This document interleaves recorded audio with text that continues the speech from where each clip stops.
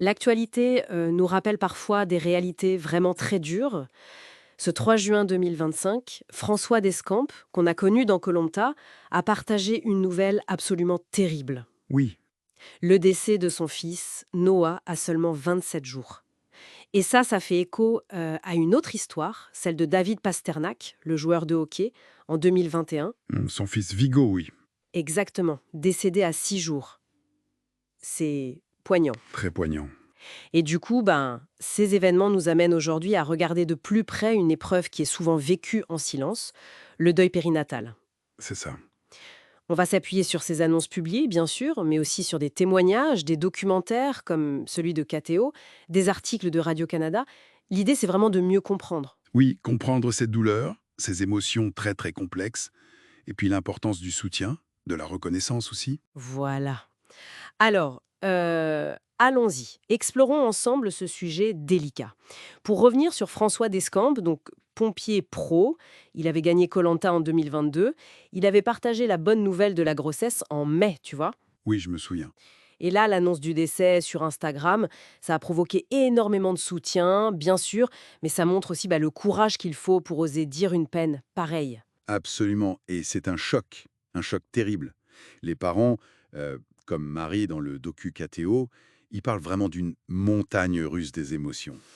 Hmm, C'est une tristesse abyssale, de la colère aussi parfois, et puis ce sentiment d'être seul au monde. oui. Rien que d'annoncer la perte, c'est une épreuve en soi. Christelle Ingaman, elle le disait bien à Radio-Canada. Et souvent, il y a ce sentiment d'injustice. Ce pourquoi nous? Pourquoi nous? Et ce choc, il est peut-être encore plus saisissant quand on pense à David Pasternak. Juste avant la naissance de Vigo, il racontait sur le site de la NHL, Ah oui, ouais. oui, comment l'attente de ce bébé changeait tout, ses priorités, le bonheur que ça lui apportait. Et ce contraste entre cette joie immense et la tragédie qui suit, piou, ça rend les choses encore plus brutales, non? Oui, c'est ça qui est dévastateur. Cette confrontation entre l'attente heureuse et la perte si soudaine. Et ça met vraiment en lumière un besoin fondamental, que toutes les sources soulignent d'ailleurs. Lequel? Le besoin de reconnaître l'existence de cet enfant, de lui donner une place. Beaucoup de parents, on le voit dans le docu KTO, disent qu'ils ont eu besoin, mais un besoin vital, de rencontrer leur bébé. Même, même sans vie? Oui, même sans vie. Pour lui parler, pour le voir. C'est primordial pour certains. Et c'est là, j'imagine, que la création de souvenirs tangibles devient si importante. Exactement. C'est presque une nécessité psychologique, en fait, pour matérialiser l'enfant, pour valider ce que les parents ont vécu.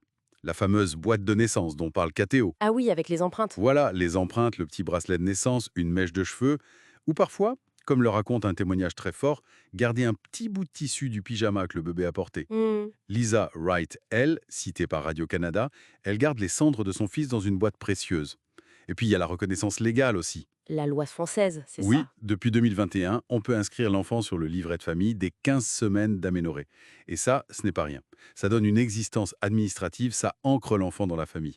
C'est c'est structurant en fait, pas juste symbolique. Pourtant, malgré tout ça, ce besoin de reconnaissance, beaucoup de parents se sentent terriblement isolés. Marie, dans le documentaire, elle disait que personne ne pouvait vraiment comprendre. C'est souvent le cas malheureusement. Et on entend même parler de honte, parfois, de culpabilité. Lindsay Soberano sur Radio-Canada, elle se demandait si son corps avait rejeté son bébé. C'est terrible comme pensée. Pourquoi ce tabou persiste autant, à ton avis? C'est complexe, hein. La mort d'un bébé, ça heurte notre vision des choses, l'ordre naturel. C'est très dur à mettre en mots autant pour les parents que pour l'entourage. Oui, c'est vrai. Notre société est souvent mal à l'aise avec la mort en général, et encore plus celle d'un tout petit, quoi. D'où l'importance, mais vraiment cruciale, du soutien. Et soutenir, ça veut dire quoi concrètement? C'est pas forcément trouver les mots parfaits, parce que souvent, il n'y en a pas. Radio-Canada suggère des choses simples, hein. Une écoute, sans jugement, une présence. Juste être là. Voilà. Proposer de l'aide pratique aussi, faire les courses, préparer un repas, demander si la personne a envie de parler, mais sans forcer. Et puis bien sûr, il y a les équipes médicales, les associations spécialisées comme Nos Tout Petits, elles font un travail formidable. Hmm. Et un autre point important souligné par KTO, respecter les rythmes de deuil. Ils sont souvent différents entre les deux parents. Faut être patient et accepter ça. Au final, ce que toutes ces sources nous montrent bien, c'est que le deuil périnatal, c'est une expérience humaine, universellement douloureuse. peu importe qu'on soit connu ou pas. Oui. Et briser le silence, reconnaître cet enfant, valider l'immense peine des parents, c'est juste vital pour qu'ils puissent essayer d'avancer. Et ça nous laisse avec une question, peut-être pour la suite.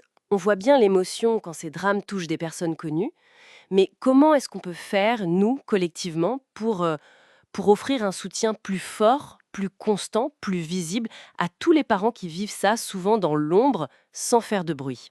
C'est toute la question, en effet. Un vrai défi de société.